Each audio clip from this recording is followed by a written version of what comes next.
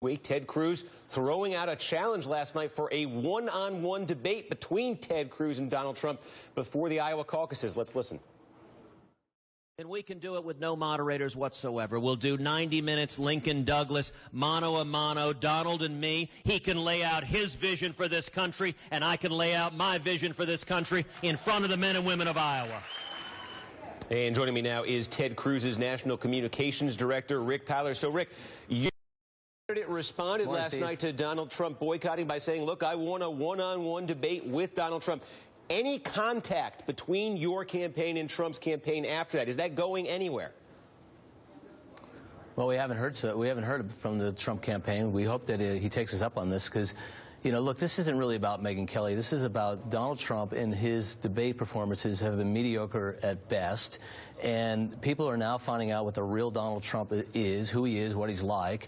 And this is not very becoming of a presidential candidate. Iowa voters expected him to show up to the debate, and now he's not going to show up to the debate here in Iowa. And so I don't know how he endears himself to Iowa voters when he won't get on the stage. It's the one opportunity voters have to see all the candidates together. It's the best opportunity for them to make a decision and decide what the differences are between the candidates when they get to see them one-on-one and now, or all together. And now he's not going to be there. So look, it's sort of typical of Donald Trump, and we don't know if he's going to come back, but and now he's making into, you know, about ratings and how much money Fox makes. That has nothing to do with it. This is about, you know, the men and women who are running for the nomination of the Republican Party and the voters who want an opportunity to discern for themselves who's the best leader. And now Ted Cruz has done very well in debates. We expect to do well in debates again, but it's a shame that Donald Trump's erratic behavior is becoming a story as opposed to, you know, the issues that Iowans care about. Well, but Rick, you say erratic behavior, but we put this statement up on the screen a minute ago. Again, this is Fox News' statement that Donald Trump says led to him making this decision. They are ridiculing him. This thing is littered with sarcasm. It's incredibly snarky, talking about the secret back channel, about the Ayatollah and Putin both intending to treat Trump unfairly. I mean, Donald Trump does have a point here, doesn't he? A news organization hosting a debate, promising to be fair, promising to give everybody a fair shake. Put out that kind of statement, that calls their fairness into question, doesn't it? Well, I'm not going to defend Fox News or Donald Trump, and so that's between them. But what I do know is that the voters of Iowa don't get a chance to see all the candidates on stage.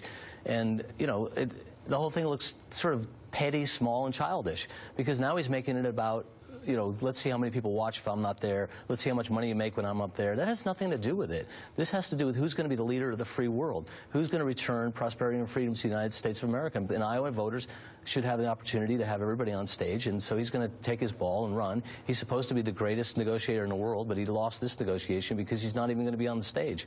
So look. We're looking forward to a good debate. We've been working Iowa the way we have, the way we think is the Iowa way, which is going out and meeting people, not flying in and doing a few dozen events and then flying out.